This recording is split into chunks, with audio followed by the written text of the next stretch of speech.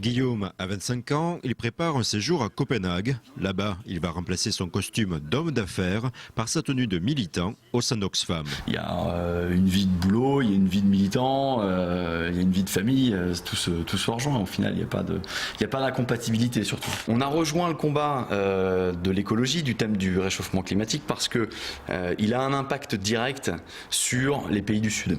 Et le sens du combat de Oxfam, c'est essentiellement lutter contre l'inégalité des échanges entre les pays du Nord et les pays du Sud. Donc, à commencer, si vous voulez, par l'inégale répartition des richesses, l'inégal accès à des systèmes de santé. Guillaume a fondé l'antenne auboise d'Oxfam cette année. Il a pu se rendre compte des inégalités Nord-Sud après avoir séjourné 2 ans en Asie.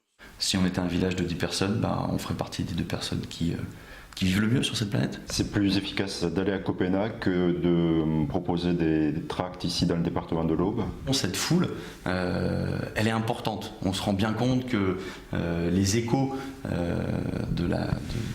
qu'on a en France, de la prise de position de certains, ont contribué, les politiques, à accélérer leur prise de décision. Mais je pense qu'on croit d'abord en l'action qu'on fait avec les siens localement, plus qu'en ce type d'action à la fois très médiatisé et sur lequel finalement la décision est essentiellement politique. Ils sont finalement 8 jeunes au bois à partir. Des étudiants de l'UTT au sein d'EcoCampus 3 se sont joints à l'Oxfam.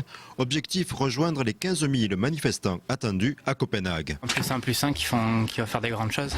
C'est avec plein de petites choses qu'on peut faire des grandes choses à la fin. Je pense que c'est un enjeu pour chaque personne dans le monde, dans chaque région, dans chaque département, dans chaque ville. Donc je considère que oui, c'est un enjeu pour l'Aube, toutes les personnes qui y vivent. Un prolongement local de cette action est d'ores et déjà prévu. On va interviewer des gens sur place pour essayer d'avoir leur opinion, savoir leurs attentes par rapport à Copenhague. On va essayer d'avoir un panel assez varié, donc des militants, donc des membres d'ONG, mais aussi des politiques, des gens qui assistent aux négociations. Et par la suite, on fera un film avec tous ces entretiens filmés. Et on prévoit de finir le film et d'organiser une conférence au moment de la semaine du développement durable en avril.